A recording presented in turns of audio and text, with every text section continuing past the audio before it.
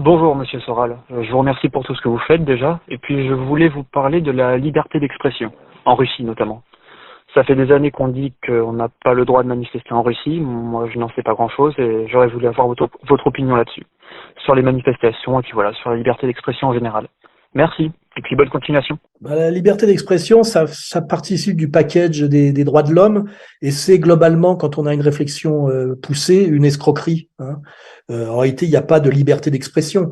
Il y a l'idéologie dominante, ceux qui ont le pouvoir d'expression de l'idéologie dominante, et ceux qui suivent, hein, qui sont l'immense masse, et puis ceux qui s'opposent à l'idéologie dominante, hein, qui sont des opposants, déjà par le discours critique, et qui sont partout et toujours et de tout temps remis à leur place, persécutés, réduits au silence, châtiés, et pas plus, comment dirais-je, en Russie qu'ailleurs, hein. Quand on a vu en France l'épisode des Gilets jaunes, on peut ne donner aucune leçon de liberté d'expression, même de liberté de manifester, à la Russie, hein. Voilà, donc moi quand j'entends parler de liberté d'expression, je rigole un peu.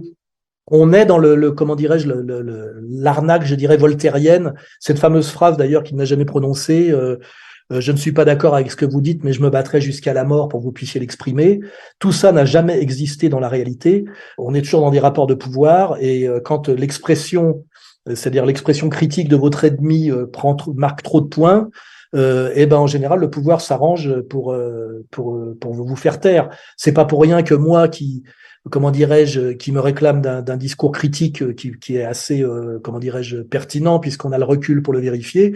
Ma liberté d'expression a été réduite systématiquement dans le pays de la liberté d'expression, le pays de la Révolution française. Je rappelle que je suis interdit de médias. C'est-à-dire que je suis systématiquement critiqué et diffamé par les médias sans que même seulement l'idée de m'inviter pour que je puisse répondre ne vienne à l'esprit de personne. Là, il y a un travail de pavlovisme qui fait que même les gens ont intégré qu'il était normal qu'on puisse me diffamer, m'insulter, sans jamais me donner la parole. Vous voyez, comme quoi la liberté d'expression, les gens eux-mêmes, quand on les dresse bien, admettent qu'il y a des gens à qui il n'est pas tolérable de donner la liberté d'expression, parce que bien qu'il n'y ait pas de délit d'opinion dans la belle démocratie française depuis effectivement que on a supprimé le pouvoir de l'Église et du roi, hein.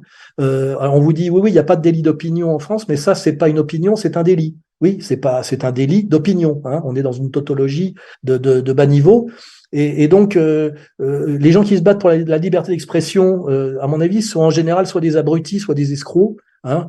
Je penserais à des mecs comme Bricmont. Moi, je me bats pas pour la liberté d'expression. Je me bats pour la vérité ou au moins l'exactitude. Et je vois pas pourquoi je me battrais pour défendre et aider quelqu'un à s'exprimer si j'estime qu'il dit que des conneries et des choses parfaitement immorales et dangereuses. Vous voyez, de ce point de vue-là, c'est pas au nom de la liberté d'expression que je voudrais que Renoir puisse s'exprimer. Ça va bien au-delà. Parce que si je pense qu'il dit n'importe quoi, je vois pas pourquoi je me battrais pour que les dingues puissent pas encombrer l'espace public de leur dinguerie. Je suis pas pour leur persécution spécialement, mais les gens qui vous disent je défends Bricmont, non, je défends, excusez-moi, Renoir au nom de la liberté d'expression. Je dis Renoir pour pas dire Forisson. C'est qu'en général il y a quelque chose de caché derrière, hein, voilà.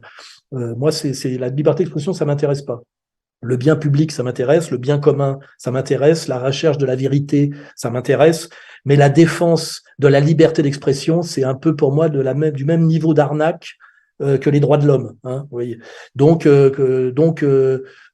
quand je regarde Poutine, j'en ai rien à foutre de voir ce qu'il fait par rapport à la liberté d'expression. Ce que je regarde, c'est ce qu'il fait par rapport au bien de son pays et du peuple de son pays, et je le compare notamment à ceux qui étaient là avant lui, c'est-à-dire que quand je compare le travail qu'a fait Poutine par rapport à ce qu'a fait Elstine ou Gorbatchev, je me dis que ça mérite, pour essayer de redresser le pays et faire remonter le niveau de sa population, de sacrifier un peu la liberté d'expression en Russie.